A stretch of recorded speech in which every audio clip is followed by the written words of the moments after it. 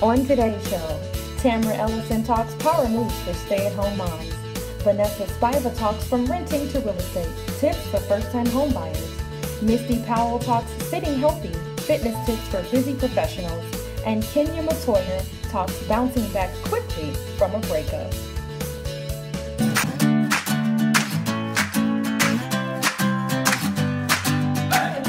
While many women do a phenomenal job of managing their households, they find it challenging to identify ways to excel in business development. So what's the most common concern that you find among homemakers? It's a fear.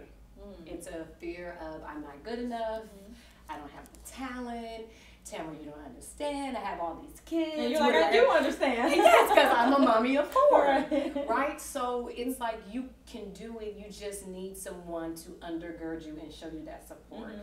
Sometimes it's intimidation by, multiple factors. They think, I'm not going to be a good mom if I do this. Right. Or I'm not going to be a good wife if I do this. Well, why can't you have balanced success in all of those areas? Right. So that's the number one thing, fear. It's fear. I don't know. I don't have the skill. You're afraid to lose a certain area or fail in a certain area. Absolutely. Okay. Absolutely. Fail in the marriage, fail in the home, or they don't have the skills. I'm just a stay-at-home mom. What do I know? You know a lot.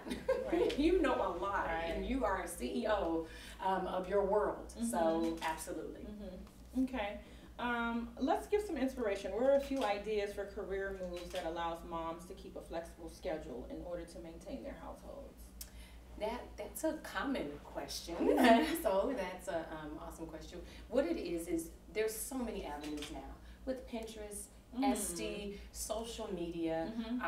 If you knit or sew, you have a market. If you plan a birthday party, you are an event planner. Right. You can plan a birthday party like nobody's business. That's or a skill. Cook, catering, clean, organize, manage. Maybe you are the bomb.com at keeping a schedule. Somebody needs you, like me. We need your help in balancing our schedule. Maybe you're good at meditating or organizing things. There's so many things you can do. Or if you have the availability to pick up the kids and carpool. Gosh, yes, Uber, like a mom Uber, Because now you want your kids with someone that you trust as opposed to a stranger, so that could be a good business as well. Daycare. Let's go there. You're watching your kids, why not? Bring them over here. You can play with little Johnny. Or even on the weekends, like if you need an outlet or you need a Saturday to yourself to why not? Go those errands. Those are just to scratch the surface. Maybe you like to paint. Maybe you like to photography. Maybe you say, I don't want to do nothing at home. You love to take pictures. You love to draw. You love art. Someone thinks that's fascinating, and they will pay to have it, see it, or do it. And it doesn't confine you to a strict schedule. It's still flexible. You set your own schedule. You do it at your free time. Or Shopify.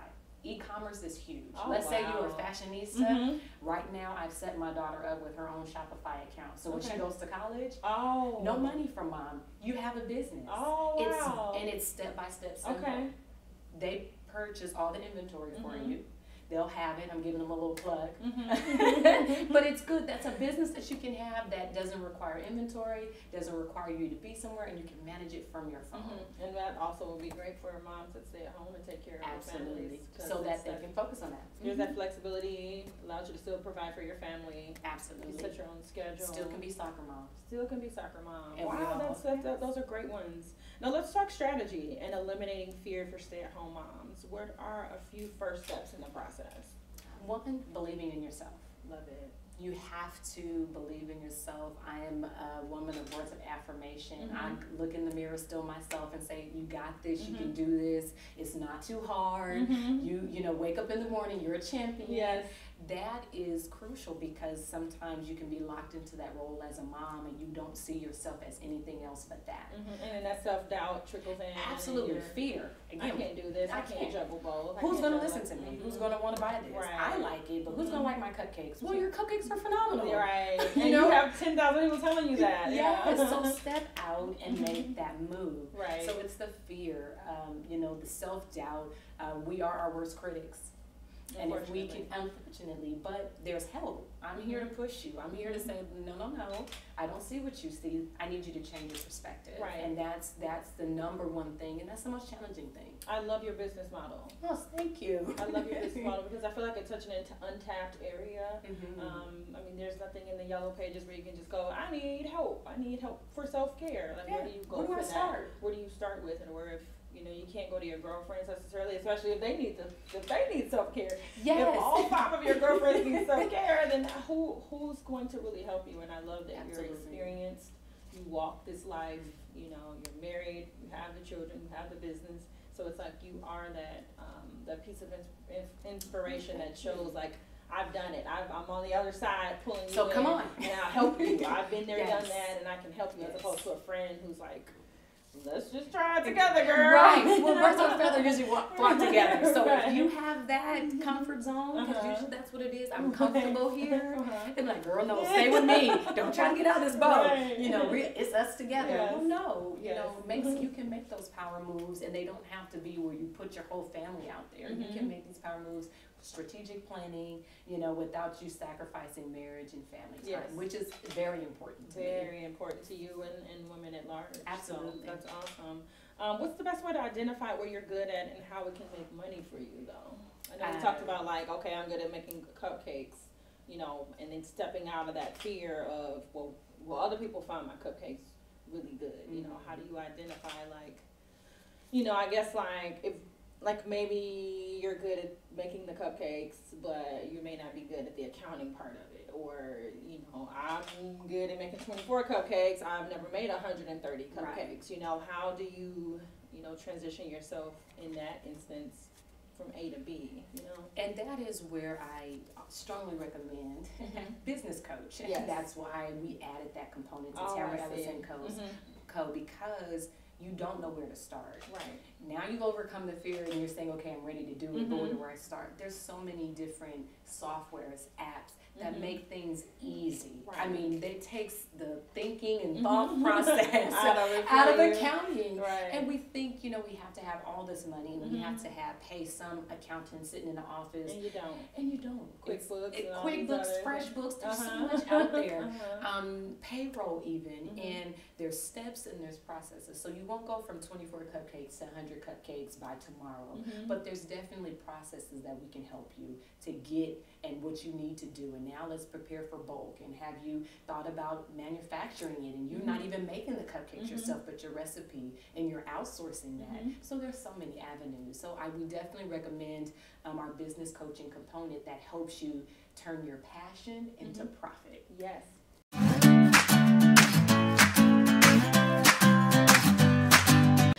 What are some pitfalls that you encourage renters ready for home ownership to avoid outside of, you know, not checking the credit? Is it something like with like maybe down payments or anything like that? Are there any pitfalls you can think of?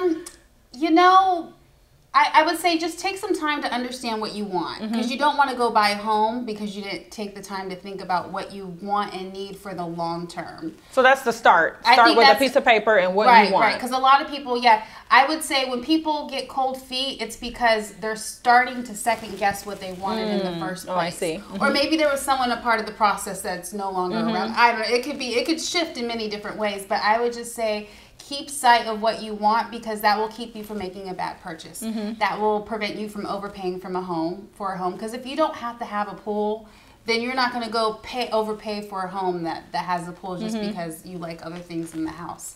So just knowing what you want will keep you from making the bad decision, and it'll keep you from having buyer's remorse. And the part about the credit is so important because it greatly affects the interest rates, and so you're going to end up spending more on a home. Yeah, it does. If you could just pay off $2,000 or $3,000 could make a difference on your credit. Right. Okay. So just have all your financials in order. So that way, I mean, most people refinance anyway, but at least you'll have the option of refinancing when you want. It won't be like, oh my God, I have to refinance. I'm in trouble. Right. You know, I'm panicking. It won't be that kind of thing. At least you know that you did everything you could to get yourself financially prepared and in the best position by the first time that you qualified for the loan. And then if you have to make some adjustments later, then you can do that. Awesomeness. Walk me through a typical home purchase experience. Like quickly, like from beginning to Sure, end. Like I know it's arduous, but like I'll give you the short version, and I'll try not to get carried away.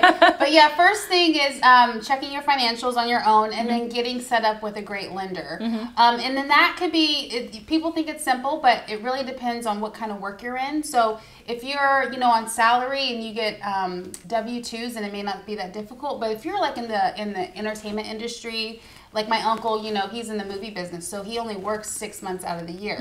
And he has a whole bunch of 1099s and contract work, so that required a different lender. So first step is getting qualified with the lender, but make sure you're with the right kind. Lender first, when commonly people start with the agent first. Well, right? yeah, well, lender first.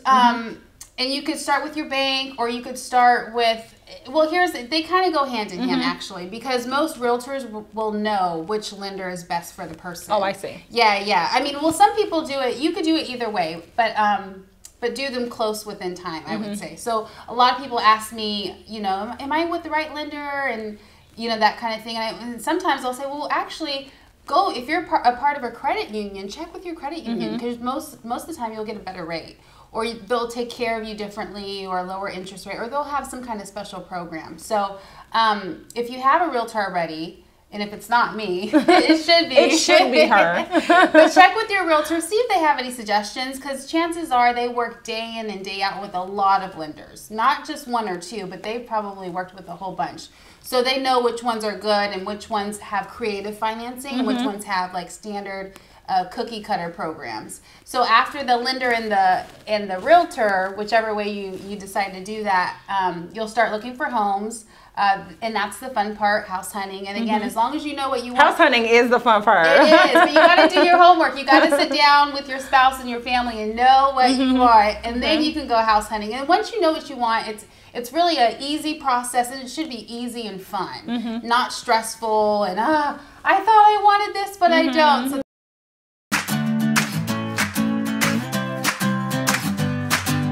what are some fitness tips that we can do, while we're at work or we're at home, to kind of break that up? Because we want to take preventive measures. So what advice do you have? So one thing I always say is you always have time. Oh, wow, that's a good point. Yes, there's always time from the moment you get up in the morning to walking to your car, or walking, from work to your car. Like, there is always time. And so some tips that I would recommend, for one, is drinking plenty of water. Water is so important. Our body is literally made up of about 76% water. And so constantly putting water inside your body, you're refreshing your blood, you're refreshing your vital organs. And so you can keep continuing to flush out any type of debris or trash that may just need to be, you just may need to get rid of it. Right. And so from there, also too, long deep breathing. Long deep breathing really helps. We only use about 1/3 of our lung capacity, but the lungs drop all the way down from the cradle of the core. So a lot of times when we're stressed, we're holding our breath. When we're anxious, we're holding our breath. When we have anxiety, we're holding our breath. Even when we're excited, we're still holding our breath, Great And so point. that 1/3 capacity, it stops right here. But you're supposed to be breathing all the way down. Deep breaths. Exactly. And I can feel like when you're tense, you do have like short breath. And we really hold it in our shoulders.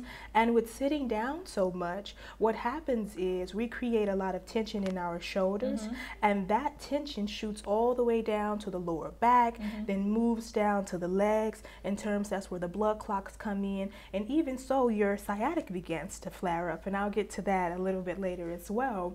But just learning how to breathe fully. And so with your breath, just taking a count of 6 and inhaling and trying to exhale out, so you can kind of dispel all that carbon dioxide, from the body, and just keep the lungs clean and pure. And with that being said, you began to think clearly. You began to reduce your stress levels. You began to breathe all the way through the fingers, through the muscle tissues in the body, which also helps you create a clear and healthy environment in the workplace. Another way that, is very effective, that you can do when you're sitting for long periods of time is create a very nice zen area in the workplace. That's a good point. I always say that a cluttered office is a cluttered mind. Mm-hmm. So sometimes that's what the jobs look for. You know, are you able to keep a very clean environment? Mm-hmm. And sometimes, you know, you may go to a friend's office or, you know, someone you may never even met before, but you see all this clutter going on, you know, and then you check them out. And you're like, oh, you're just as cluttered as your office. Right.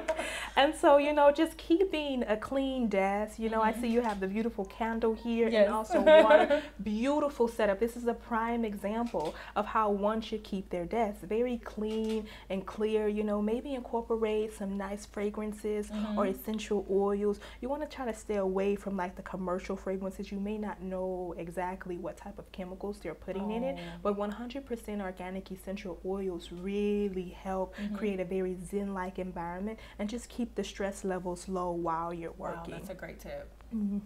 Also, too, your nutrition. You know, along with drinking plenty of water, eating a very healthy breakfast. You know, try to stay away from the sugars, incorporate more greens, fiber, probiotics. Like those things really help keep a clear digestive tract, and so that you can have more energy throughout the day.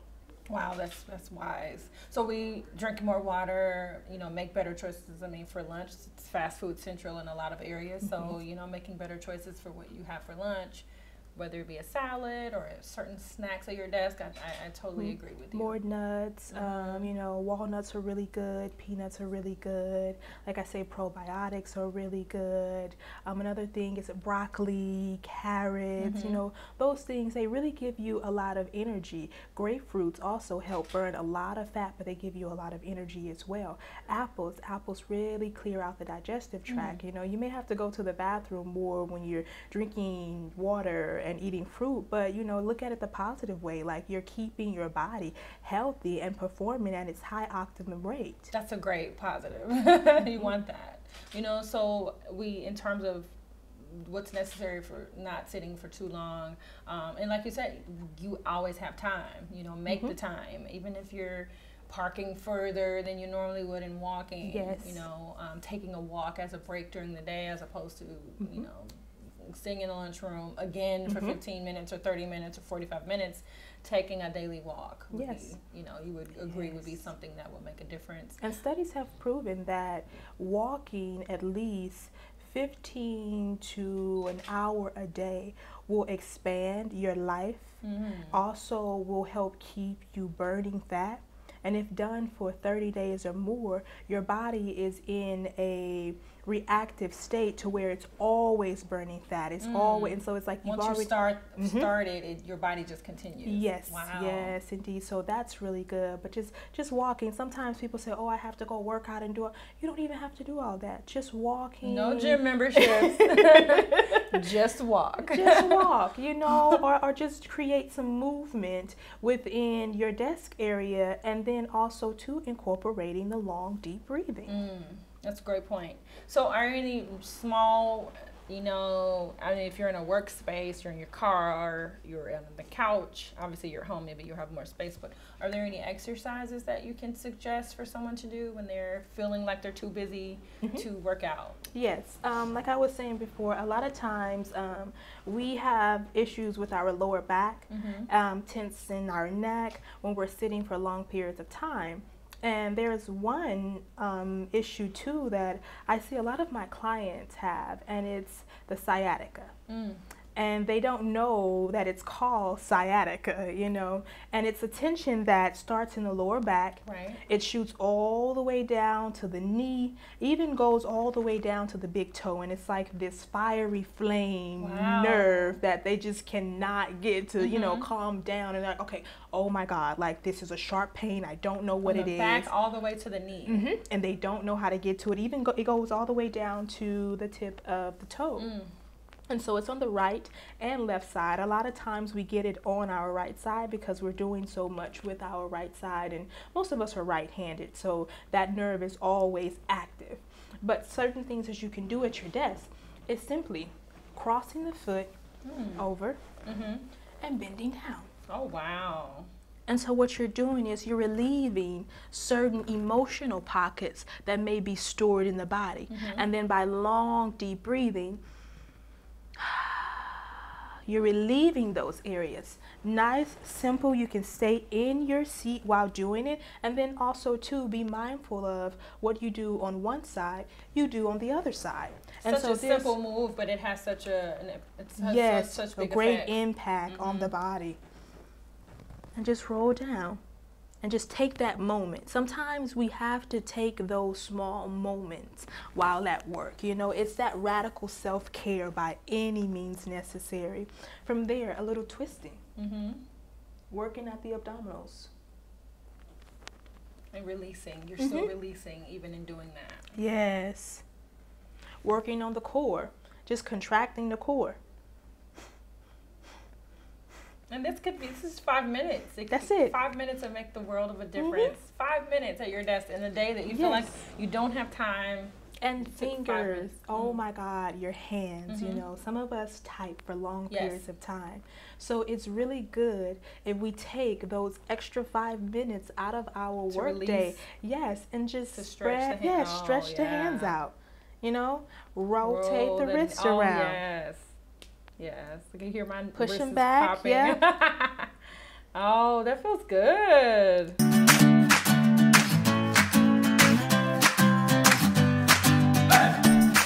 So I wanted to talk to you today about ways that we all can bounce right back from a breakup. And I know that you are the relationship coach and you help people every day to live their happily ever after. And I know that sometimes being caught up in breakups and past relationships and not being able to have that closure. Sometimes you never get the closure, but being able to successfully move forward so that you can get what you ultimately want. Why do you think it takes people so long to find closure when they end relationships? Well, breakups are difficult, period. And so that acceptance is number one. Accept that it's difficult.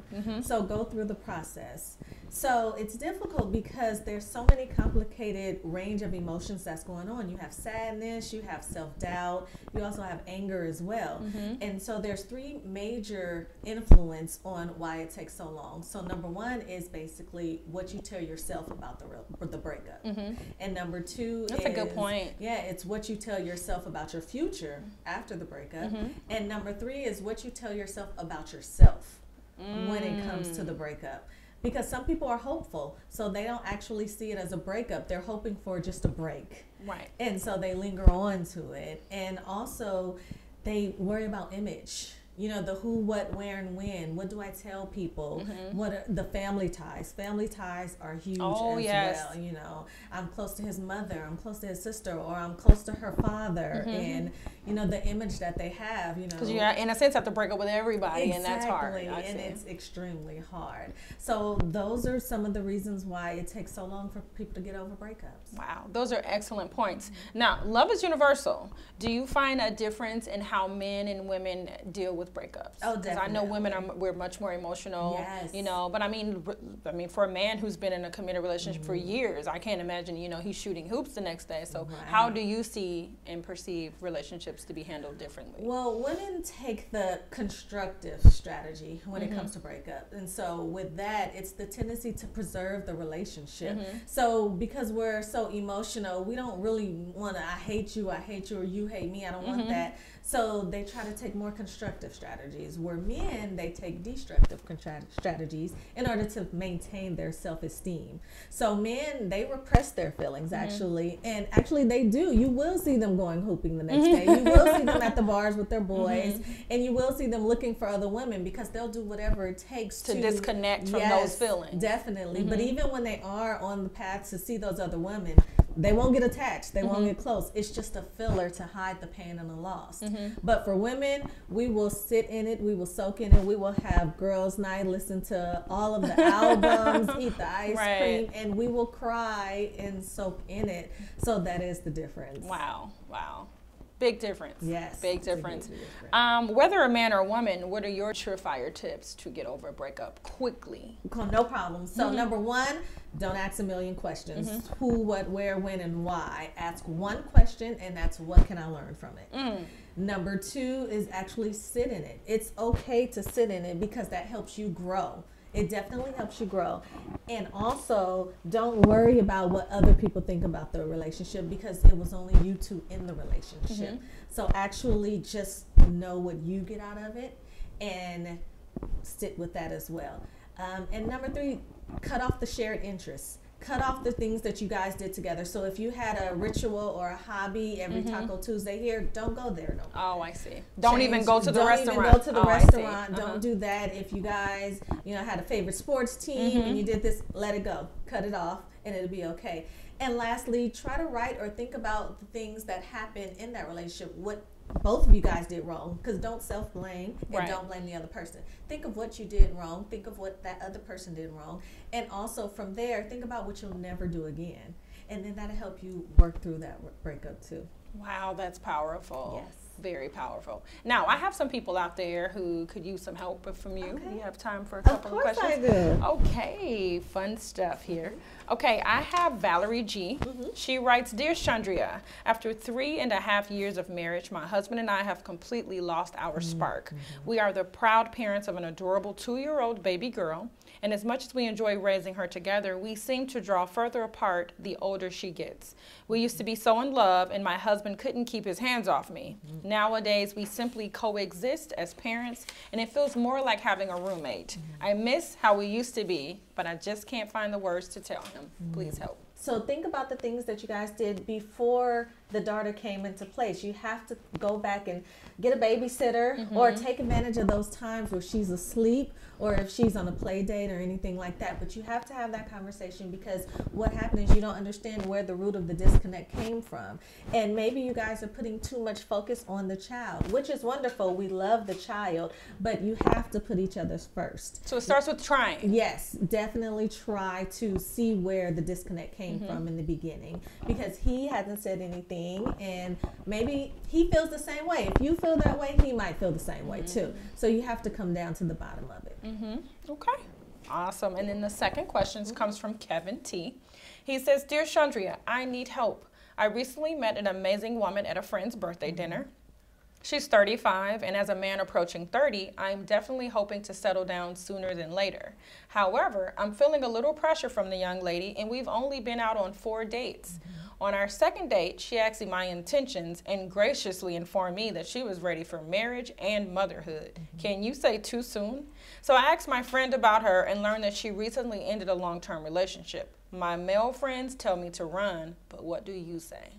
Wow, well, I don't say too soon. I say you're dealing with a woman that actually knows what she wants. And I don't believe that her intentions were just to tell you that she wants that exactly from you.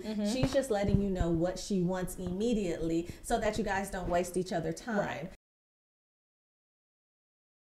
Thanks for watching.